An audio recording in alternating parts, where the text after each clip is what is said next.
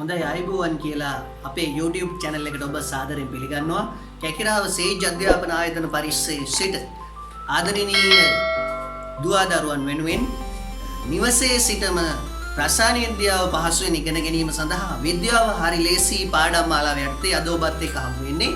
මේ අපේ 6 වෙනි වීඩියෝවෙන් ඉතින් රසායන විද්‍යාව ආරම්භයේ සිට ඔබ මගේ YouTube channel එක සමග සම්බන්ධ වුනේ නැත්නම් මේ වෙනකොට රසායන විද්‍යාව සරලව පහසුවෙන් ඉගෙන ගැනීම සඳහා ඔබට අවස්ථාවක් තියෙනවා මගේ පෙර පාඩම් අධ්‍යයනය කරන්න. ඒ සඳහා සුධීර අලුත්ගෙදර වේ සයන්ස් මගේ YouTube channel එකට සම්බන්ධ වෙන්න. ඉතින් අද ඔබත් එක්ක කතා කරන්නේ කලින් අපි කතා කරා ආවර්ත වකුවේ රටාවල පළමු අයනීකරණ ශක්තිය පිළිබඳව. මම නැවතත් මතක් කරනවා කාණ්ඩයක් දිගේ පහළට පළමු අයනීකරණ ශක්තිය වැඩි වෙනවා වගේම ආවර්තයක් දිගේ වමේ සිට දකුණට පළමු අයනීකරණ ශක්තිය විචලනයක් සහිතව වැඩි වෙනවා. ඒ පැහැදිලිව ඔබට දැක ගන්න පුළුවන් මගේ කලින් පාඩමත් එක්ක එකතු වුණා නම්. එහෙනම් අද අපි කතා කරනවා විද්‍යුත් ඍණතාවය පිළිබඳව. මොකද දරුවනේ මේ විද්‍යුත් ඍණතාවය කියන්නේ? ඔබ මේ දකින්නේ විද්‍යුත් ඍණතාවයේ අර්ථ දැක්වීම නැත්නම් මොකක්ද කියන එක. මූලද්‍රව්‍ය පරමාණුවක් තවත් මූලද්‍රව්‍ය පරමාණුවක් සමග සහසංයුක්ත බන්ධනයකින් බැඳිලා තියෙනවා නම් එම බන්ධනයේ ඉලෙක්ට්‍රෝන තමා වෙතට ඇද ගැනීමේ හැකියාව.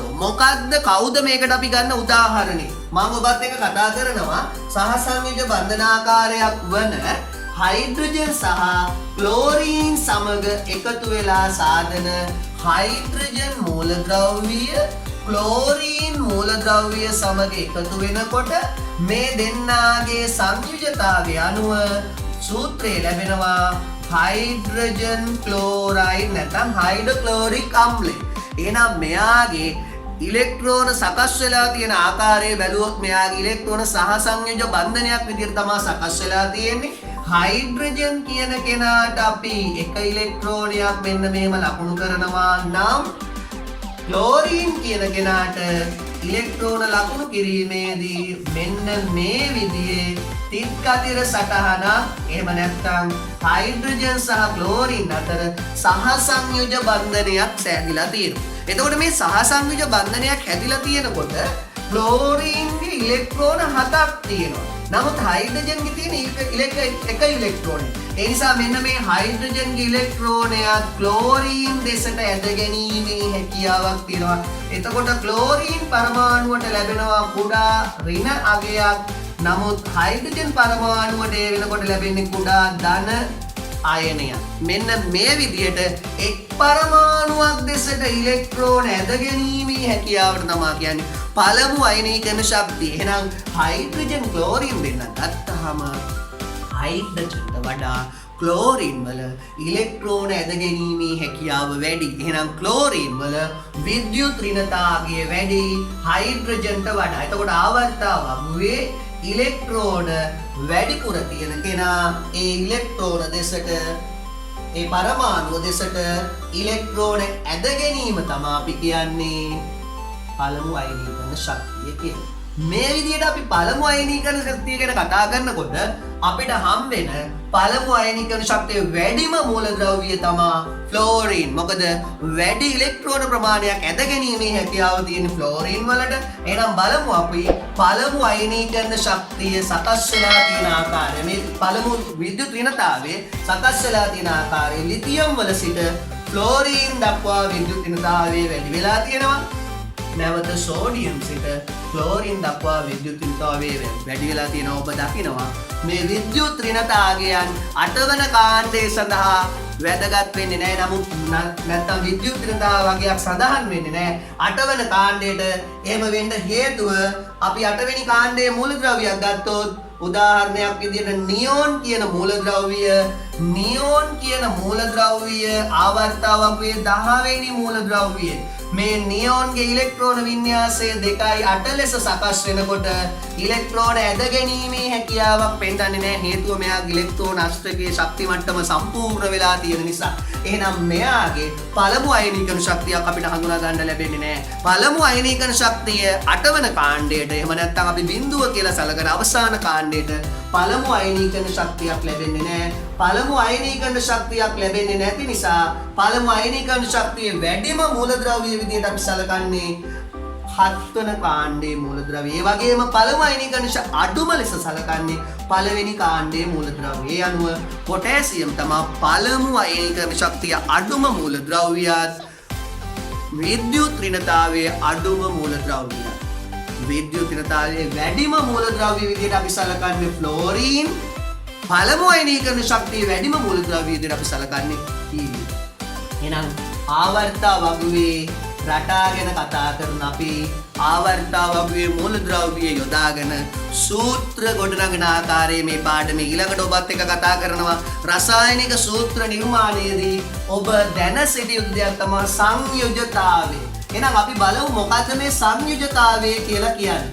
යම් මූලද්‍රව්‍යයක් රසායනික සංයෝජනයේදී මූලද්‍රව්‍ය පිට කරන ඉලෙක්ට්‍රෝන ප්‍රමාණයක් හෝ ලබා ගන්නා ඉලෙක්ට්‍රෝන ප්‍රමාණයක් හෝ හවුලේ තබා ගන්නා ඉලෙක්ට්‍රෝන ප්‍රමාණයක් තමයි අපි සංයුජතාවය ලෙස හඳුන්වන්නේ. මේ මම ඔබට සඳහන් කරලා තියෙන්නේ පළමු මූලද්‍රව්‍යයේ සිට 20 වන මූලද්‍රව්‍ය දක්වා සංයුජතාවයේ දැක්වෙන ආකාරය. ඉතින් ඔබ දකිනවා සංයුජතාවයේ බිඳුවක් වෙනවා හීලියම් වල, සංයුජතාවයේ බිඳුවක් වෙනවා නියෝන් වල, සංයුජතාවයේ බිඳුවක් වෙනවා ආගන් වල. සංයුජතාවය 1 2 3 4 කියන මූලද්‍රව්‍ය ඉලෙක්ට්‍රෝන වින්‍යාසය අනුව ඔබට මම ඉදිරියේදී පැහැදිලි කරනවා. ඉතින් සූත්‍ර ගොඩනැගීමේදී සූත්‍ර ආකාර 3කට මම පහසුවෙන් සූත්‍ර සංයුක්තාවය අනුව ගොඩනගලා ඔබට පෙන්නනවා.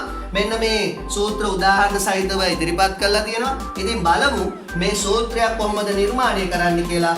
සූත්‍ර නිර්මාණයේදී මම ආකාර 3ක් ඒ සඳහා භාවිතා කරනවා. සූත්‍ර ආකාර 3ක් යටතේ භාවිතා කරන්නේ සූත්‍ර නිර්මාණය නැත්නම් සූත්‍ර ලිවීම. රසායනික සූත්‍ර පළවෙනි ආකාරයේ විදිහට ගන්නවා මම මූලද්‍රව්‍ය සහ මූලද්‍රව්‍යයක් තවත් මූලද්‍රව්‍යයක් සමග මූලද්‍රව්‍ය සමග සූත්‍ර ලබා ගැනීම. උදාහරණයක් විදිහට අපි බලමු මැග්නීසියම් ක්ලෝරයිඩ් කියන රසායනික සංයෝගයේ සූත්‍රය කොහොමද ගොඩනගන්නේ කියලා. Magnesium Mg chlorine Cl. මෙන්න මේ දෙන්නගේ ඉලෙක්ට්‍රෝන වින්‍යාසය අපි දැනගත යුතුයි. 12 වෙනියා. එහෙනම් මෙයාගේ ඉලෙක්ට්‍රෝන වින්‍යාසය 2 8 2 නිසා සංයුජතාවය ලබා ගන්නවා 2. මොකද මෙයා ඉලෙක්ට්‍රෝන දෙකක් ඉවත් කරනවා.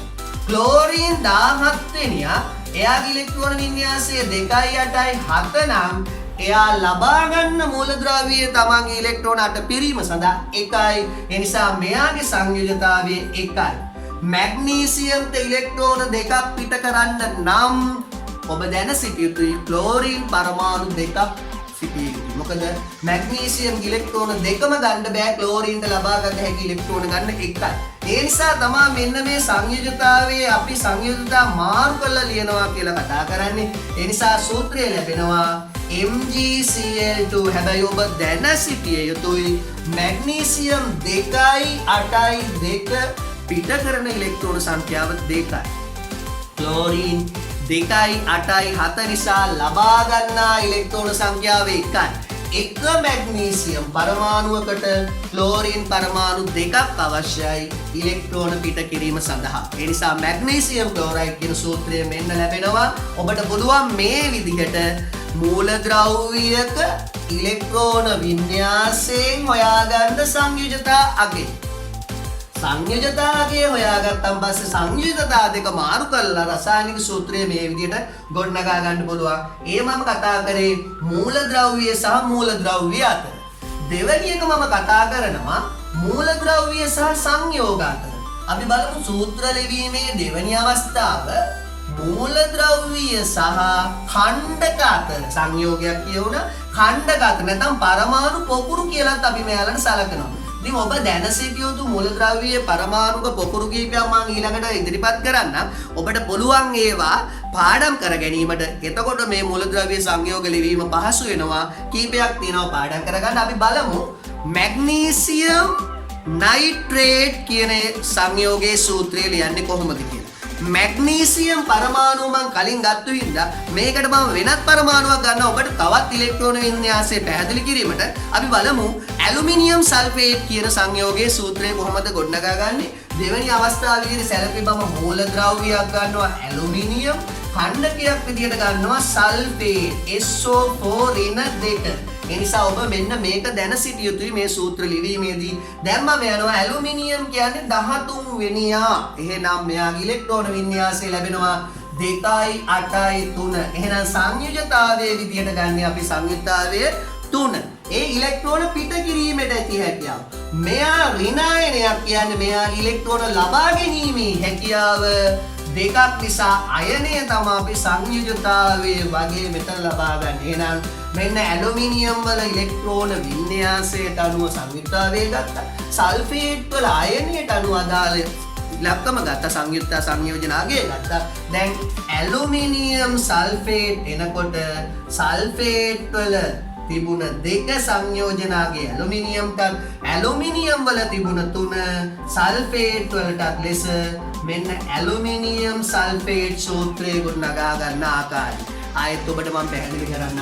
ඇලුමිනියම් වල සංයුක්තාවයේ 3 සල්ෆේට් වලට ලැබුණා. සල්ෆේට් වල ඍණ 2 ඇලුමිනියම් වලට ලැබුණා. එහෙනම් මොනවද ඔබ මෙන්න මේ ඛණ්ඩක ලෙස මතක තබා ගත යුතු කියන එක මම මෙතන පැහැදිලි කරනවා. ආවර්තිත අවග්‍රයේ මූලද්‍රව්‍ය වල සූත්‍ර ලියනකොට මෙන්න මේ ටික ඔබ දැන සිටිය යුතුයි. මේක පාඩම් කරගන්න විදිය මම කියන්නම් ඔබට. බහු පරමාණුක අයනේ නැත්නම් අයන ඛණ්ඩකයේ ඇමෝනියම් NH4 ධන. එතකොට මෙතන ධන අයනයෙන් පෙන්වනවා සංයුක්තාවයේ එක බව. ඒ වගේම මම අවසාන එක මෙහෙම කියන්නම්. ෆොස්ෆේට් PO4 ඍණ 3. එහෙනම් සංයුක්ත අගය 3. ඔන්න ඔය ටික ප්‍රමාණවත් ammonium, hydronium, nitrate, bicarbonate, hydroxide, permanganate, bisulphate, chromate, dichromate, sulphate, carbonate, phosphate කියන ඛණ්ඩක ටික මේ වගේනුත් ඇත්තනම ඛණ්ඩක කිහිපයක් තමයි ඔබ දැන සිටිය යුත්තේ.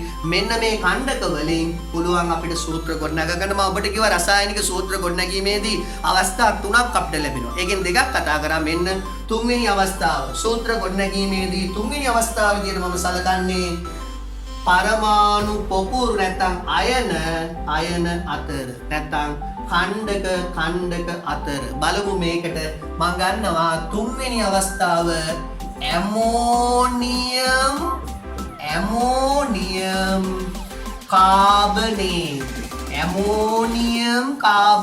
එහෙනම් ඔබ මෙන්න මේ අයන දෙකේ සූත්‍ර දැනගත යුතුයි. ඇමෝනියම් කියන්නේ NH4 ධන අයනය. කාබනේට් කියන්නේ CO3 ඍණ 2 අයනය. දැන් එහෙනම් මෙන්න අයනය ධන එකයි නම් සංයුජතාවය ගන්නවා 1. අයනය ඍණ 2යි නම් අපි ගන්නවා 2. දැන් මේ අගයන් දෙක මාරු කරලා ලියනකොට NH4 ඇමෝනියම් වලට එනවා කාබනේට් වල 2. කාබනේට් කියන එකට ඇමෝනියම් වලට අයිතිව තිබුණේ 1.